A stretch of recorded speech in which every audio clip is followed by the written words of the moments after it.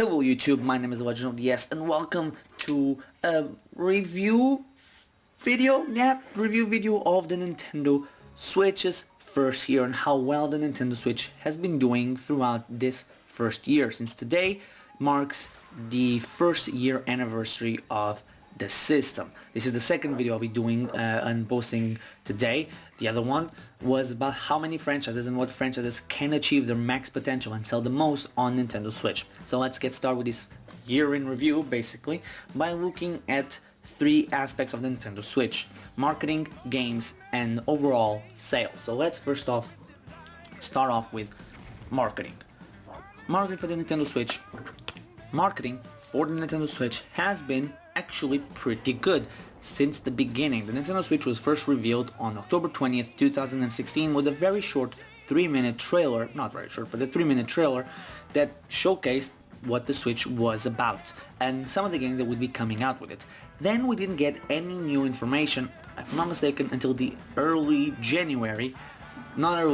actually December, when we first saw the Nintendo Switch actually in action, when Nintendo's president Reggie Fils-Aimé showed up during Jimmy Fallon. They also talked to promote Mario Run coming to the to iPhones, to Android and iOS devices, and then Nintendo showcased the Nintendo Switch for the first time then and there, working actually physically and the transitions.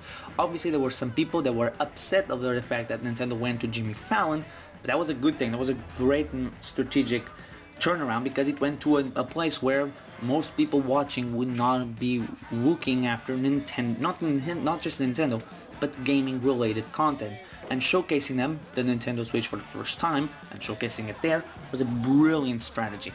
Then we also have the Nintendo Switch Super Bowl commercial, which was also pretty good, showcasing Zelda, 1-2 Switch and others. The January presentation was hit and miss for some people, I understand that, but overall it was a good one. Then we had the Nintendo Directs and commercials for the Nintendo Switch that have consistently been good, and then we have obviously Nintendo's E3 Spotlight event that ended up being terrific, one of the best E3s that Nintendo has ever had. Yes, it was a little bit short, yes, there could have been more, and yes, there were some moments that they felt unnecessary, and some announcements that came out of nowhere and that could have been done better. But overall, E3 was very good. Marketing-wise, the Nintendo Switch has been pretty much flawless, and Nintendo has handled it pretty damn well. Honestly, I think they have the only thing missing is just a very good tagline. Sure, whenever you want, whatever you want, with whomever you want. I believe that's the tag. Whatever, it's good and gets the point across. But it's not as good as the we would like to play tagline and slogan. But hey, or even the DS's touch is good, which is a little bit weird. But hey, as of right now, it doesn't seem like it needs this. The commercials are also pretty damn good, you know. Marketing wise, again, very good for Nintendo. And you know what goes hand in hand with the marketing, or what the marketing for a system is all about? That's right, the games. And for the first year, the Nintendo Switch has had some pretty sweet games. I'm just gonna count up until March 3rd. I'm not gonna count, so that means Kirby Star Allies is not a part of this, or any game that comes afterwards. So when it comes to games, the Nintendo Switch has been practically setting the standard for a new console's first party lineup for the first year. I doubt that there's gonna be many consoles first year that end up being as good or better than the Nintendo Switch. Right off the bat, we got one of the greatest games of all time in Breath of the Wild, followed up by a good port in Mario Kart 8 Deluxe, then followed up by a brand new IP in ARMS, followed up by a great sequel to a great franchise in Splatoon, a crazy crossover that somehow worked. Although yes, it technically speaking doesn't count as a first party game, it is a first party IP, so I'm gonna count it. In Mario plus Rabbids Kingdom Battle, then we had the release of Mario Odyssey, which is honestly one of the greatest, if not the greatest, Mario game of all time. Between then, I forgot completely to mention both Fire Emblem Warriors and Pokken Tournament. That was also a good port. that has also increased in sales over the original, apparently. And then we closed off where then we had a great RPG or JRPG in the form of Xenoblade Chronicles 2, and we finish off the first year with the ports. And yes, they're not first party IPs, but they're published by Nintendo, so again, I'm going to count them. And Bayonetta's 1 and 2 being ported over to the Nintendo Switch. Honestly, when it comes to first party IPs being utilized, or first party games, or published games, the first year of the Switch is practically untouchable. I don't think, and maybe people can correct me on this, but I don't think there's been a console's first year as packed as this. Of course, there you can say like, oh, what about this? And then a console with a bunch of first party IPs. But here's the thing, how many of them will ever be? Obviously you cannot say that because it's unfair, but I don't think even Nintendo will ever be able to replicate this of two of the greatest games ever produced, or two of the greatest games in those respective franchises being made at the same time. You know, it's difficult, and how so many good games, not even that, but we have third-party IPs that have come out to the Nintendo Switch and are having either great success in the case of many indie titles, or moderate to good successes in the cases of Doom and Skyrim, which, let's be completely honest, if the games had failed miserably, then we will not be getting updates for Doom, would we? And Doom is still getting updated. And the last NPD that we got this, in January, Doom and Skyrim made it to the top 10 of Nintendo Switch titles in terms of sales. And Skyrim was amongst the top 10 best-selling games for the Nintendo Switch in 2017. That's impressive, especially given the fact that the game came out, what was it, at the end of November, with only a month and a half to sell. So, you know, those are good numbers. Not only that, but we've heard Panic Buttons say that they have games right now, a bunch of games, like almost every request they do for porting on to do work on, most of the games involved in Nintendo Switch nowadays. And then we have games like Xenoverse, that in Japan, Dragon Ball Xenoverse has officially outsold the PS4 version, despite the fact that it came, what was it, a year after the game came out, and it was now more expensive, or comparatively speaking, the Switch version was more expensive than the PS4 version, not when the PS4 version came out, but right now. So, you know, great numbers overall for everybody apparently involved. Not only that, but games that exceeded expectations, like the game that most certainly was sent to fail in Ultra Street Fighter 2 that smashed expectations, sold 500,000 if I'm not mistaken. A game that was genuinely just a port of a 20-year-old game. It's impressive that the Switch has been managed to keep up just good sales for, not just for Nintendo, but for everyone. And you know what great game sales and great games lead to? That's right, another good segue with sales of the Nintendo system being amazing. And yes, I did said segue in the middle of that sentence, because that sentence was a great segue into talking about sales. Maybe it wasn't such a good segue, and especially when I bring it up more and more, but yeah, no.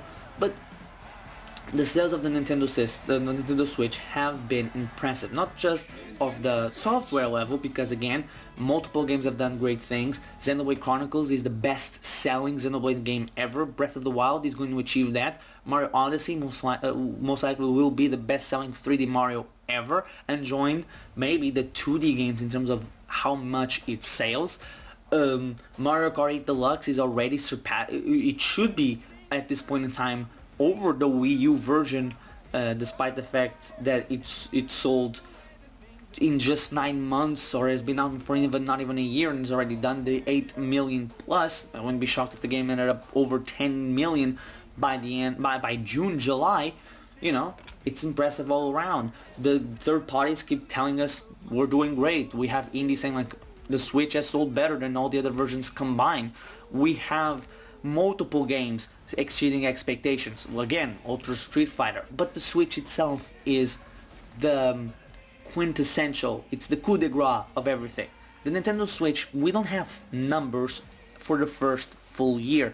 If we do get them, it's gonna come out in a couple of days when Nintendo gives us that number.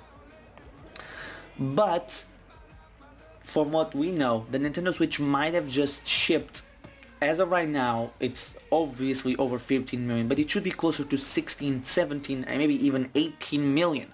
For the first year of a system, that's actually insane. That's not even funny how insane that is. A system selling that amount of units in the first year is impressive. And I know some people are going to say, oh, but it got two boosts. The holiday season and launch. Not all other consoles have that. Sure, but I'm going to be generous and give you until the end of December for most of those video game systems to see how December of the year after they launch, to see how much they have actually sold. And you'll see that the Nintendo Switch still stacks up pretty damn well against those video game systems, you know? The numbers don't lie. The Switch is doing terrific. And in terms of sales, I don't think there's anything stopping this behemoth, especially when we have Pokemon, Animal Crossing, and so many other franchises to come. So overall, the review for the first year of the Nintendo Switch is if I had to give it a rating out of 10, I would say a 9, 9.5. It's been a very good first year, but actually I'm gonna give it a 9 because it's been a good year. And now, because of now predictions, I'm gonna be making small predictions, but there are some faults in the Nintendo Switch's first year. The eShop, while good, it's not terrific. It's still missing some features. I would like to have a category section. You know, if I want to look for indie titles, or not indie titles, but platformers or RPGs, I would like to have just a sidebar on the eShop that just said categories, and then I could click on it and choose. The biggest one missing, obviously, another feature missing from the eShop is Virtual Console. Where the F is Virtual Console? It should have been here already. The Wii U had a Virtual Console within 2 months. I want the Virtual Console, Nintendo. Most people want the Virtual Console. And you know, another thing that's missing is the paid online. It's been a year, we haven't seen it. We know it's launching in September, but we still don't know much of it. My Nintendo now is starting to change for the better, but hey, it only took 2 years. And now, a year after, we still don't have the Switch having games or promotions on the damn thing. So, you know, there are things to complain. But yeah, that's about it for the review part of the first year. Again, a 9. Have complaints there, and I think I could probably list some more. But some of the people would actually be genuine in wanting like media features on the Nintendo Switch. Although I don't understand why people would want it. Nothing against people or anything, but just that I don't know. It feels weird that we would do that. You know, it's a video game system. If you want Netflix, your computer has it. Your other systems have it. Your phone most likely has. Is Netflix available for phones? No idea. I don't have Netflix. Where I live, we don't have those things. We do have Netflix now, but it's not much. Heck, TVs nowadays can just connect to Netflix. My uncle's new TV actually does have one of the bars that you connect, or one of the things you could choose instead of just normal TV could be Netflix. So you know, I don't see the need for those things, or YouTube and stuff like that, when phones and TVs and PCs do it just as well, if not better than the consoles. So let's go into a little bit of predictions for the upcoming year. Not games, because I've done games and I'll be doing games coming soon. Actually, the E3 predictions video is it's almost due. We're almost at that time of the year again. But predictions for features like Virtual Console. When is Virtual Console coming? The online. What's the online going to have? So first things first, obviously a few predictions. Obviously, Virtual Console is going to come out at the same time as the online for the Switch. That will be December. I think it's not just going to be the games that we've had, the video game system that we had in the past. I think GameCube is going to finally be added. Another thing that I think and I wanted to finally be added will be the Pokemon games to the Virtual Console. There's a bunch of them that could be included. Obviously, all of them, I should say. Now there's no excuse. You know, previously the excuse from Junichi Masuda from Game Freak was that Pokemon could not be on Virtual Console because they didn't want the games to be on the home console. That's what they said. That's what the keywords there, because you know the 3DS at the time that he said that didn't have a Virtual Console, and the GBA Virtual Console was on Wii U, Now the Switch and Pokemon's coming to Switch, so the Switch is portable, the Pokemon's coming to the Switch, just bring them all over. I think that's going to be also part of the online thing. One is going to be you can buy the games for Virtual Console, or you're going to have a select group of eShop titles that are for free, or Virtual Console titles that are for free as long as you own the service. I think they're going to bring back a lot of games with online. I know they said there was going to be just online for old games, but I think for NES and SNES games, but I think it's been so long and people have been talking about it.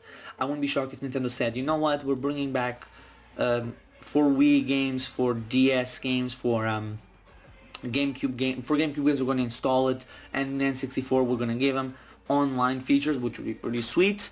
I think again the features for the online are going to include the in-game or in-system, in the OS of party chat and voice chat and all that for the people that want it.